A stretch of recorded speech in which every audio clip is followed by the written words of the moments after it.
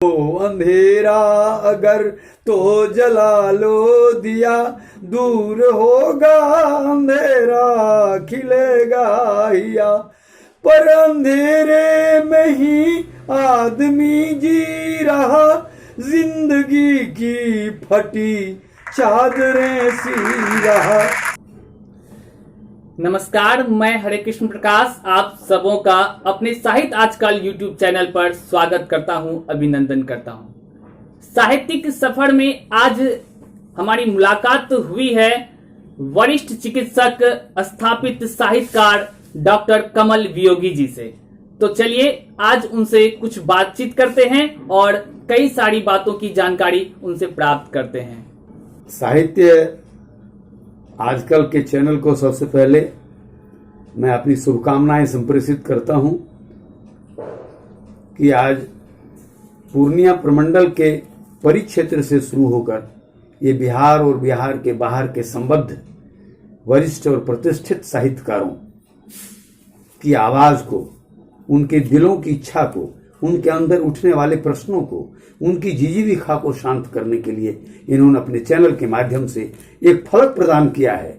यह उन सुसुप्त और उन रचनाकारों के लिए एक बेहतर मंच है जो अपनी बातों को किसी प्रतिष्ठित पत्रिका या किसी प्रतिष्ठित मंचों से उजागर नहीं कर पाते थे। इस कारण से मैं साहित्य आजकल की पूरी टीम को अपनी ओर से अशेष शुभकामनाएं अर्पित करते हुए मैं उनके हित चिंता की बात करता हूं। और मैं हरे कृष्ण प्रकाश जो स्थानीय चैनल के हमारे स्थानीय प्रतिनिधि है, मैं उनका हार्दिक स्नेहाभिनंदन करता हूं। नमस्कार। चलिए सर से हम कुछ बातों को पूछते हैं, जानते हैं। चूंकि सर चिकित्सा के क्षेत्र में कार्य कर रहे हैं, तमाम संस्थानों से जुड़े हुए हैं, तो सर प्रायः देखा जाता है कि विज्ञान से जुड़े लोग साहित्य में कम ही अभिरुचि रखते हैं, जबकि विज्ञान की प्रतिष्ठित शाखा चिकित्सा से जुड़े होकर भी साहित्य के प्रति इतना अनुराग कैसे सर, आप बताएं। बड़ा ही मौजूद सवाल किया है आपने हरे कृष्ण प्रकाश जी। एक बात तो मैं आपको बता दूं कि संसार में जितने भी प्राणी हैं उसमें सबसे संवेदनशील प्राणी मनुष्य होता है। बिल्कुल। और मनुष्य अपने विवेक और संवेदना के आधार पर सभी जगह सर्वग्राह है, प्रतिष्ठित है और सम्मानित भी होता है। बिल्कुल सर। मैं ये बताना चाहता हूं कि खास करके चिकित्सा व्यवसाय संवेदना की पराकाष्ठा है। हमारे शास्त्रों में लिखा गया है कि भगवान अपने बदले में दो लोगों को इस संसार में प्रतिष्ठापित किया है।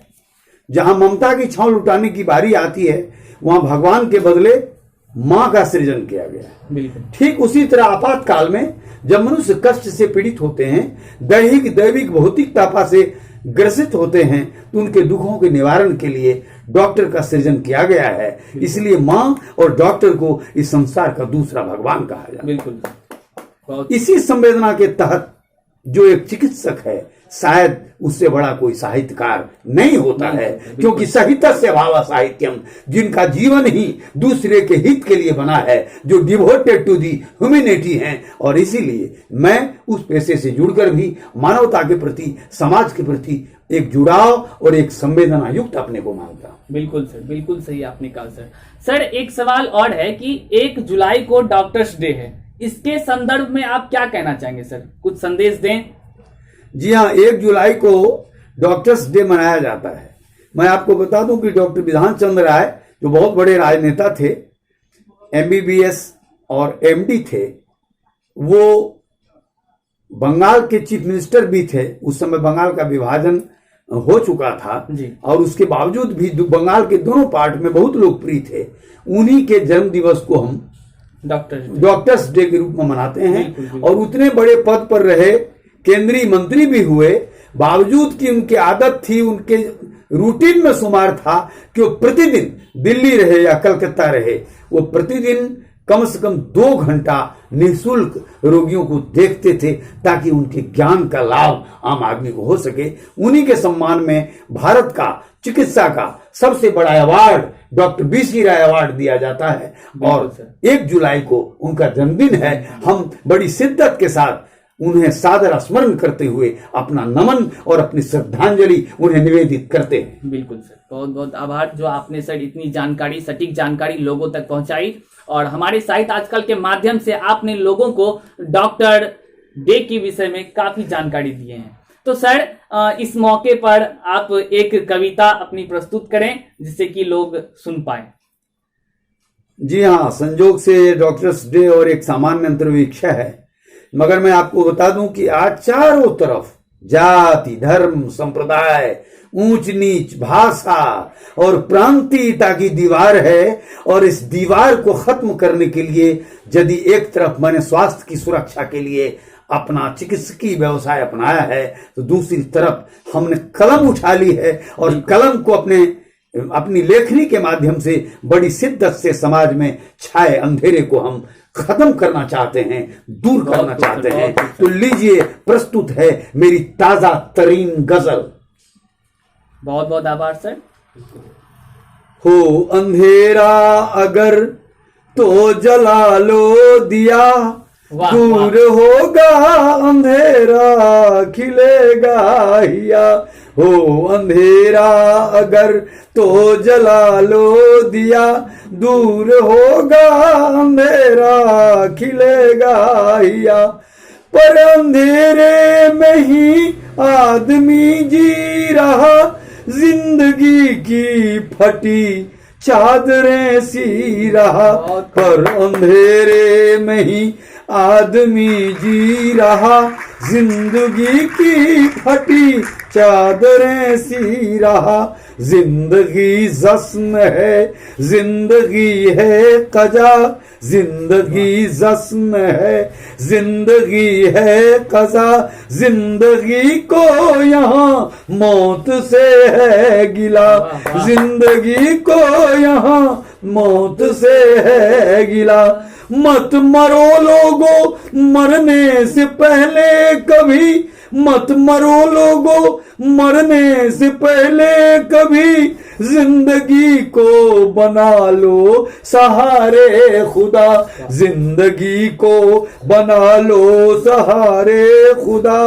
दूर होगा अंधेरा खिलेगा हिया। जिंदगी में अगर कोई हो कालिमा, जिंदगी में अगर कोई हो कालिमा, धो लो मन को कि धुल जाए सारा नशा। तब धन का न बल का रहेगा अहम, टूट जाएगा तेरा ये सारा भरम। तब न धन का न बल का रहेगा अहम, टूट जाएगा तेरा ये सारा भरम। काम को क्रोध को दोनों मन में जगह, काम को क्रोध को दोनों मन में जगह है। अनर्थों की जड़ नाश की ये वजह, इस वजह से आदमी आदमी ना रहा, इस वजह से आदमी ना रहा आदमी। ए कमल कुछ बनो न बनो आदमी, ए कमल कुछ बनो तुम बनो आदमी। बिल्कुल, बहुत दीन दुखियों की आहों से डर ए कमल, दीन दुखियों की आहों से डर ए हरे। चाहे जितना बड़ा हो तू जितना सबल, दीन दुखियों की आहों से डर ए कमल। चाहे जितना बड़ा तू हो जितना सबल। ना सताओ उन्हें ना रुलाओ उन्हें, ना सताओ उन्हें ना रुलाओ उन्हें। उनके आंसू है लाते कयामत के पल, उनके आंसू है लाते कयामत के पल। इस कयामत को तू ना बुला पास में, इस कयामत को तू ना बुला पास में। डर खुदा से न पापों के बंद पास में, डर खुदा से न पापों के बंद पास में। पाप के पंख से तू उबर इस तरह, पाप के पंख से तू उबर इस तरह।